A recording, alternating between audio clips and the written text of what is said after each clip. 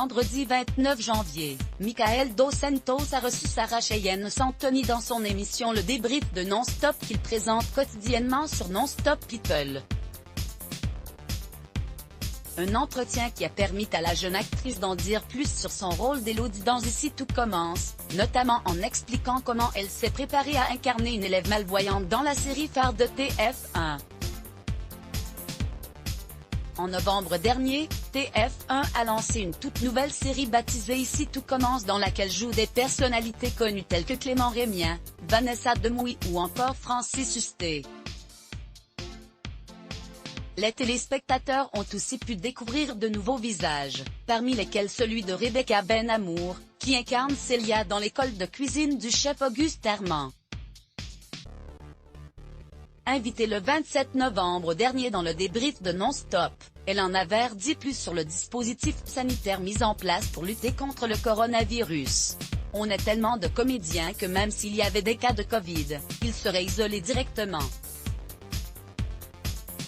On est testé tous les matins, donc s'il y a un problème, on ne tourne pas.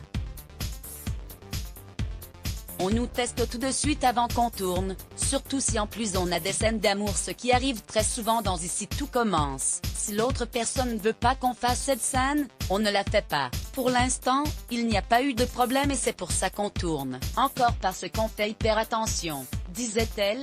Je me suis concentrée sur le toucher. Vendredi 29 janvier, Michael Dos Santos a reçu une autre actrice de la série Ici tout commence.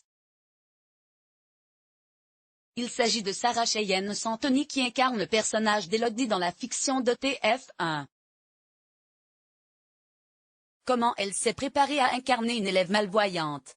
Vu que je savais que ça se passait dans une école de cuisine, je me suis éclatée à travailler à l'aveugle dans ma propre cuisine. Je voulais vraiment fermer mes yeux, je me suis concentrée sur le toucher. J'ai vraiment appris à être très sensible à ce que j'entends, à ce que je touche. J'ai essayé de me mettre dans la peau de quelqu'un qui a ces handicaps-là, a-t-elle dit au présentateur.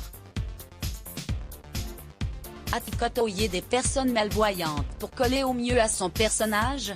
Oui, j'ai contacté une association à Montpellier, j'ai rencontré des personnes qui sont malvoyantes et d'autres personnes aveugles. Et elles m'ont bien dit de faire la différence entre ces deux handicaps-là. Ce n'est pas du tout la même chose quand on est malvoyant et quand on est aveugle.